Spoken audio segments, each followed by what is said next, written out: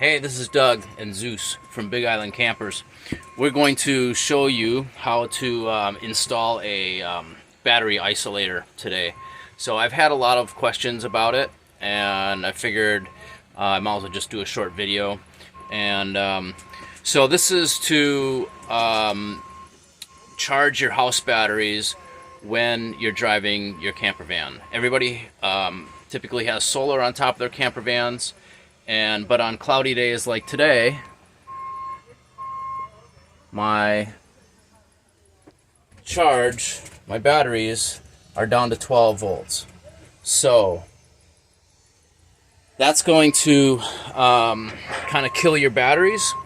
And so if you don't have the opportunity to have some sun for a day or two, you can drive your van around, start your van, and let the alternator charge your house batteries. But we want to put an isolator in, and so when I first started looking into this, it seemed a little bit overwhelming for me.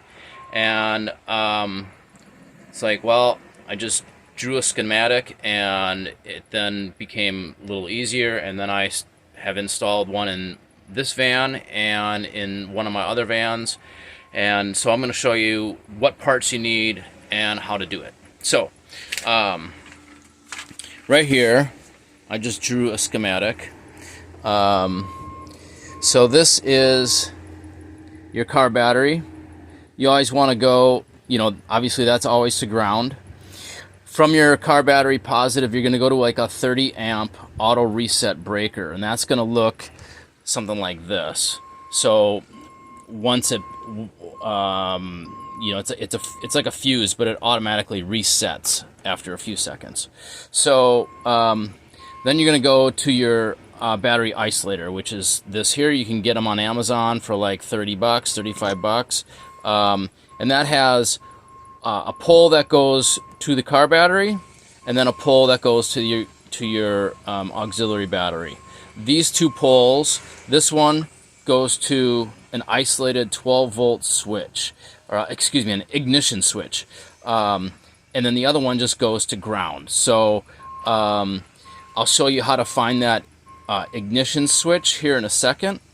And then you'll go to another 30 amp breaker or 40 amp breaker. You can be a 90 amp breaker, whatever it is. And then you're going to go to your positive on your auxiliary battery or your house batteries. And then obviously your house battery, you also want that to go to ground, and you want a nice big fat solid wire on that as well. So these are some wires. This is like a 10 gauge wire. It's fine for short distances, but this is a 4 gauge wire. That's better for longer distances, and this is what's called a 1/0 or a 1/0 wire. And you can see the difference in the sizes. And what's important about that is the fatter your wire, the more current that wire can flow. If you try to flow a lot of current in this wire, it's not going to be a big deal. If you try to flow a lot of current in this wire, it can get hot and start a fire. So when you are using lines that go from batteries to your batteries, and your alternator is a high amp alternator, you want to use a fat wire. So let's see what that looks like in my Sprinter van. So on my Sprinter van and a lot of these like Ram ProMasters and Ford vans, a lot of the batteries are underneath the driver's seat. On the Sprinter van, the battery is in the floor. I didn't feel like pulling that up today, but let's take a look and see what we've got underneath this seat here. Okay, here is my battery isolator. This one is a SGP32 by Stinger, I think it is. But anyway, they're all pretty much the same. This pole connects to your battery, your positive lead on your car battery. This goes to your battery bank in your your house battery. This goes to your chassis ground, and this is your switched ignition. And the way you find your switched ignition is to use your voltmeter, take your negative, your negative side, and you can put it on the chassis ground, put it on chassis, any type of ground wire. You can do it to a bolt that goes into the chassis, whatever, anything. If you have to, kind of get underneath the paint, but that will give you ground. Then your positive, you can see like on these, this is my fuse bank, one of my fuse banks right here. And you can see the back of the fuses there. Generally a switched ignition wire is going to be nice and fat, probably like that one.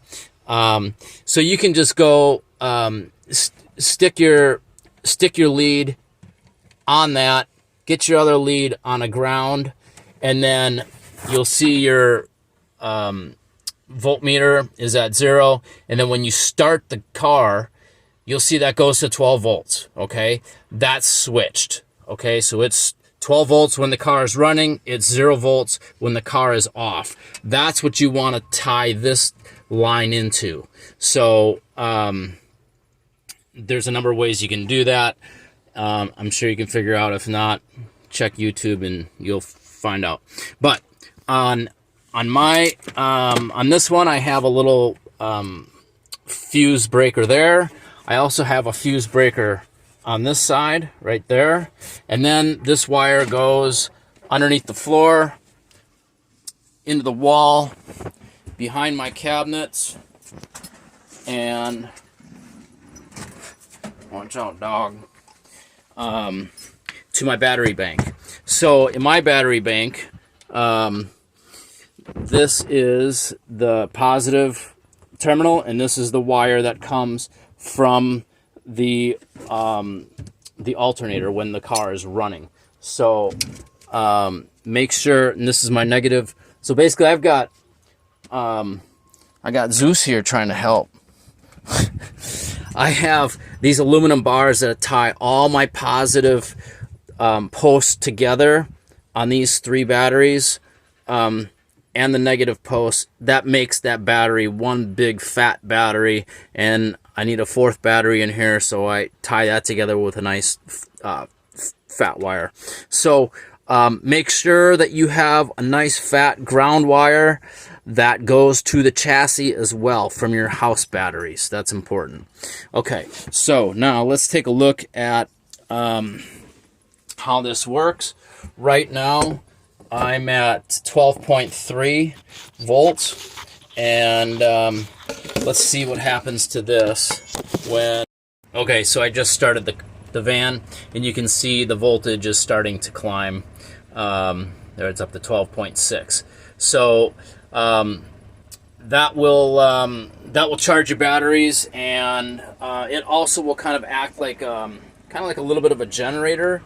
And also, if you're going to run something that takes a lot of power, like a blender or a hair dryer or something like that, that will help prevent you from killing your batteries. You don't want your batteries to drop below like 11.8. Once they do, then they say you kind of cut your battery life in half just by doing that once.